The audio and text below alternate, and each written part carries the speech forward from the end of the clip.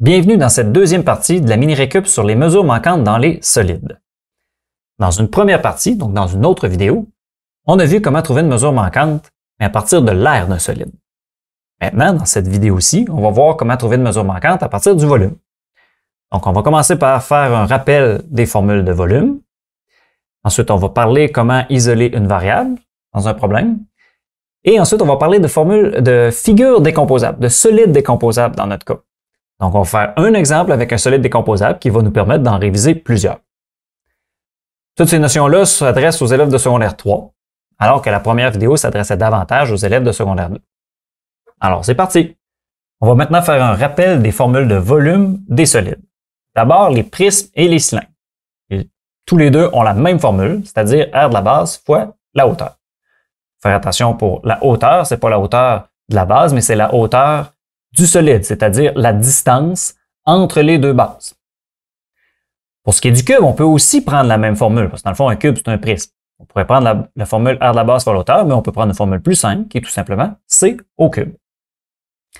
Pour les pyramides et les cônes, il y a plusieurs choses à savoir.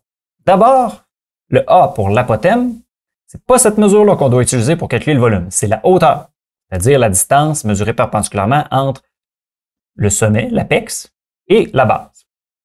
Même chose pour le cône. C'est vraiment la hauteur qu'on a besoin. On n'a pas besoin de l'apothème pour le volume. Maintenant, le volume, ça ressemble à celle d'un prisme, c'est R de la base fois hauteur, mais il faut diviser par 3. Pourquoi? Parce que si ma pyramide et mon prisme ont la même base et la même hauteur, ben, une pyramide, il en rentre 3 dans un prisme. Donc, il ne faut pas oublier de diviser par 3, et c'est la même chose aussi pour le cône. Pour ce qui est de la sphère, la formule, c'est 4 pierres exposant 3. Il faut faire attention. Tandis que quand c'était pour, dans le fond, pour une boule, quand c'était pour l'aire d'une sphère, il fallait mettre au carré le rayon. Maintenant que c'est le volume d'une boule, il faut le mettre au cube et il faut diviser par 3, comme pour les cônes et les pyramides. Maintenant, on va les mettre tout ça en pratique. Maintenant, on va faire un seul problème écrit où on va trouver plusieurs mesures manquantes à l'aide d'un solide décomposable. Alors, je vous lis le problème. Un nouveau modèle de microphone est mis en vente et Gabriel désire l'acheter. Pour qu'il soit adapté à sa main, il doit mesurer moins de 23 cm de haut. Est-ce que le nouveau microphone lui convient? Alors, le microphone est composé des solides suivants. Une demi-boule dont le volume est de 97,72 cm3. Donc, tous mes volumes, je vais les prendre en note.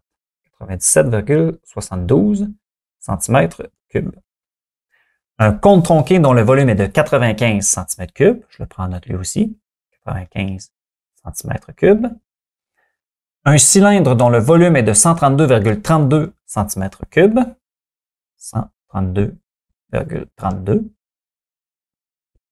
Il y a d'autres enseignements. Et dont le rayon vaut la moitié du rayon de la demi-boule. Alors, le rayon du cylindre, je vais noter ça, est égal à la moitié de le rayon de la demi-boule. Bon, j'ai déjà un petit r, fait que je vais utiliser un R majuscule pour le rayon de la demi-boule. Et finalement, un cube dont le volume est de 21,95. 21,95, ce sont toujours des centimètres cubes. Donc, on a la même unité de mesure, la même unité de volume tout le temps. Ça va bien. On peut aller faire l'étape 1, qui est de travailler sur la demi-boule pour trouver son rayon. Mais avant, j'ai une question. Quelle est la formule pour calculer le volume d'une demi-boule? Alors, je te laisse quelques instants pour regarder les 4 choix de réponse, puis après, on va donner la réponse.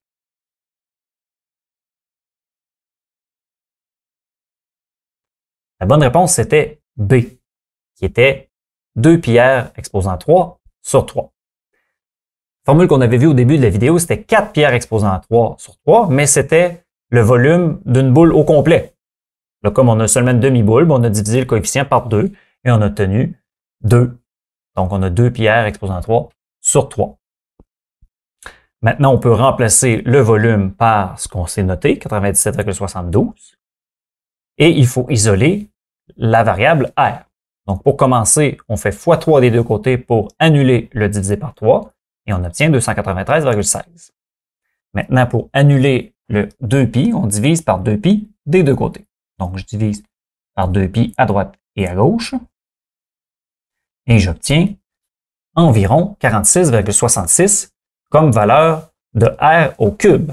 Si je veux le rayon, il faut que je fasse la racine cubique des deux côtés. Donc, la racine cubique, faire attention, ce n'est pas la racine carrée dans ce problème-ci, je le fais au 46,66, racine cubique, j'obtiens environ 3,6 cm comme mesure de rayon. Je vais aller le noter. Je vais le noter avec le R majuscule parce que ce rayon-là est plus grand que le rayon du cylindre qu'on va trouver un petit peu plus tard. Donc, le rayon est de 3,6 cm. Parfait. Maintenant, on peut aller travailler sur la deuxième figure, le deuxième solide dans le fond, c'est-à-dire le cône tronqué.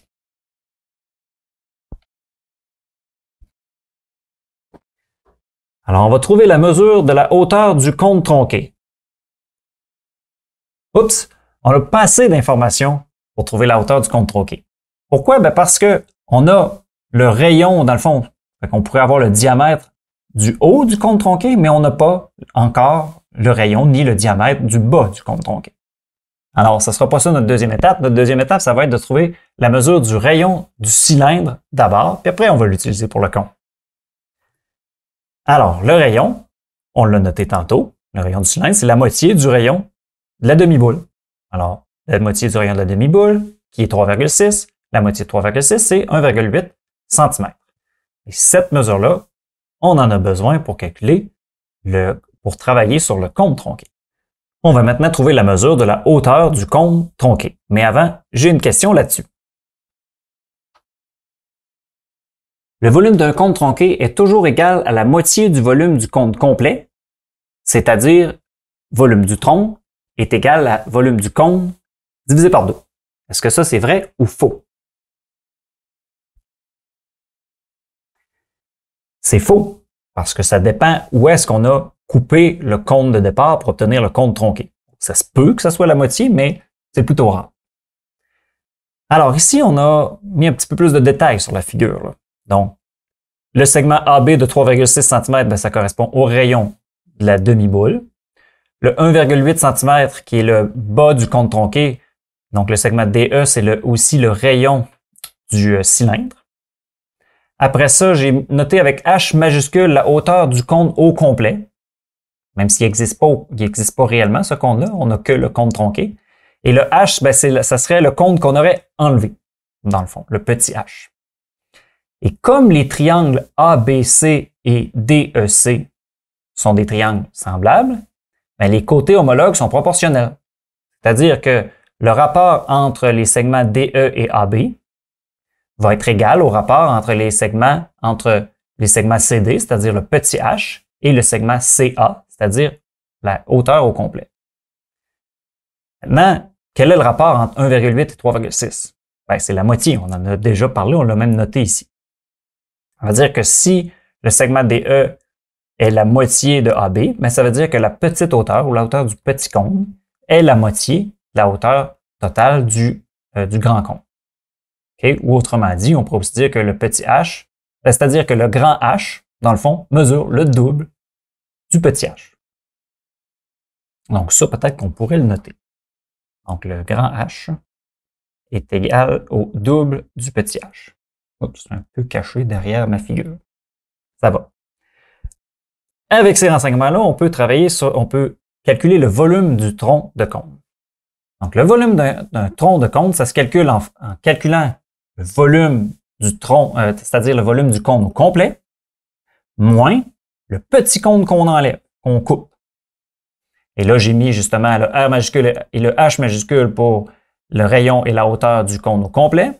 Et j'ai mis le petit r et le petit h pour le rayon et la hauteur du petit cône qu'on enlève. Maintenant, sur la deuxième ligne, je remplace toutes les choses. Donc, je remplace le volume du tronc par 95, qui était donné dans le problème qu'on avait pris en note.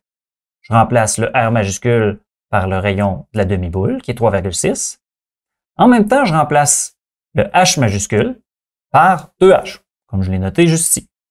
C'est-à-dire que la hauteur du petit cône est égale, c'est-à-dire la hauteur du grand cône est égale à 2 fois la hauteur du petit cône. On continue, donc le pi, on le retranscrit. Le rayon dans le bas est de 1,8, donc on remplace par 1,8. La hauteur, on ne la connaît pas, donc on réécrit h. Mais j'ai la même variable aux deux endroits. Et les deux formules sont sur 3. Maintenant, on va réduire tout ça. C'est-à-dire qu'on va faire le 3,6 au carré qui donne 12,96. Puis on fait en même temps le 1,8 au carré qui donne 3,24. Continue les calculs qui sont possibles de faire.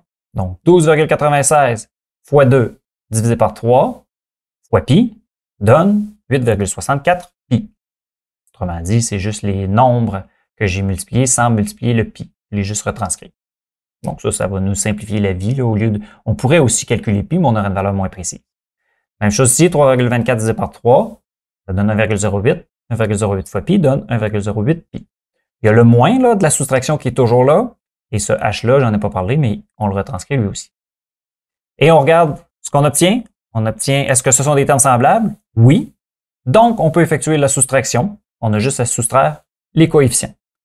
On obtient 7,56 pi h qui est égal à 95. Et il me reste à isoler le h en divisant par 7,56 pi comme on a déjà fait. Donc 7,56 pi, je le divise à droite et à gauche. 7,56 pi. Ça me donne une hauteur d'environ 4 cm. Ça, c'est la valeur de petit h qui est 4 cm. Et donc, on va le noter ici. Le petit h est de 4. Oups, mon petit h n'apparaît pas. Pas très grave, c'est le petit h. Ensuite, on continue le problème. Pour trouver la hauteur du cône tronqué, la hauteur du cône tronqué est égale à 2 fois la hauteur du petit cône qu'on a enlevé, qui est 4, donc 2 fois 4, 8 cm. Donc 8 cm, c'est la hauteur complète du cône tronqué, c'est-à-dire la distance entre A et C. C'est pas ça qu'on veut. Nous, ce qu'on veut, c'est la distance entre A et D, donc c'est la hauteur du cône tronqué seulement. Pour ça, on soustrait la hauteur du cône au complet, moins la hauteur de la partie qu'on enlève. Et donc, ça fait 8 moins 4 et ça donne 4 cm, ça aussi. Autrement dit, là, ma figure n'est pas nécessairement à l'échelle, mais ce que ça veut dire, c'est que la hauteur qui est représentée ici par le segment AD mesure 4 cm et la hauteur qui est représentée par le segment CD mesure aussi 4 cm dans cet exemple-là. On peut continuer avec l'étape 4. On peut maintenant trouver la hauteur du cylindre. D'abord, on écrit le volume du cylindre, la formule du volume du cylindre, qui est l'aire de la base fois la hauteur. Ensuite, on remplace le AB pour aire de la base par la formule de l'aire de la base, qui est pi r carré parce que c'est un disque. On met les valeurs, donc le volume du cylindre qui est 132,32, le rayon, on le remplace par 1,8. On met le 1,8 au carré, on obtient 3,24. 3,24 fois pi donne 3,24 pi. Donc, encore là, pour isoler la variable h, on divise par 3,24 par 3,24 pi de ce côté-là et de l'autre côté aussi, en dessous du 132,32. 3,24 pi. Donc, j'effectue la division et j'obtiens 13 cm comme hauteur. Là, cette fois-ci, il faut faire attention. Là, ce qu'on vient de trouver, c'est la hauteur du cylindre. Je vais aller prendre ça en note. La hauteur du cylindre ici est de 13 cm. Maintenant, on peut continuer notre problème avec le cube. Il nous reste juste, dans le fond, le solide qui est dans le bas du micro.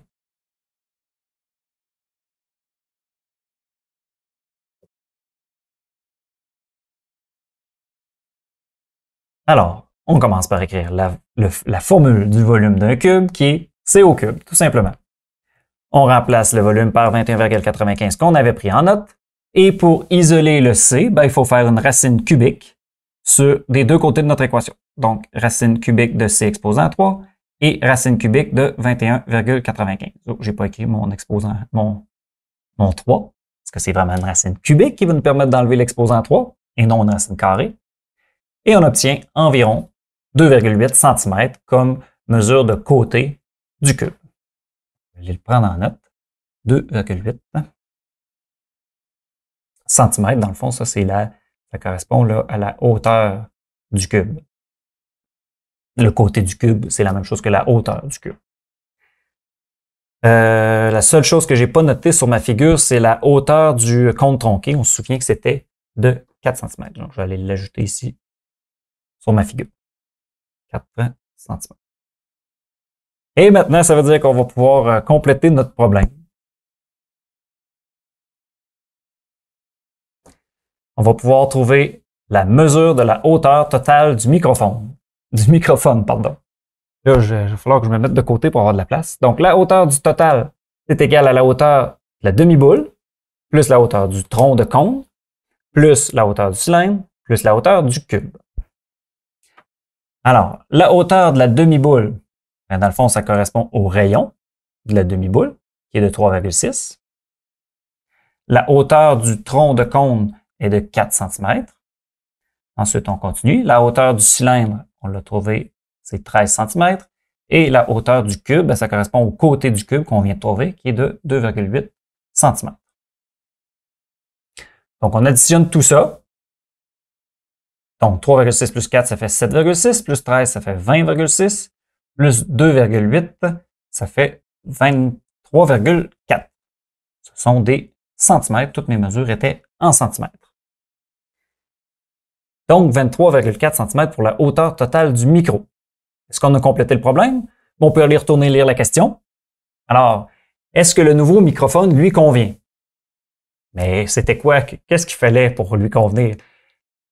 Il doit mesurer moins de 23 cm de haut. Donc, pour qu'il soit adapté à sa main, il doit mesurer moins de 23 cm de haut. Alors, notre micro mesure 23,4 cm. Alors, on peut aller répondre.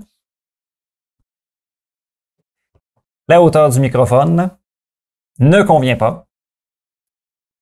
Pourquoi? Ben, car 23,4 qu'on a obtenu, ben, c'est plus grand que 23 et non plus petit. C'est ce qui conclut la deuxième partie de la mini-récup sur les mesures manquantes dans les solides. Comme tu peux voir, on peut trouver une mesure manquante à partir de n'importe quelle formule de volume. Maintenant, c'est à toi de jouer.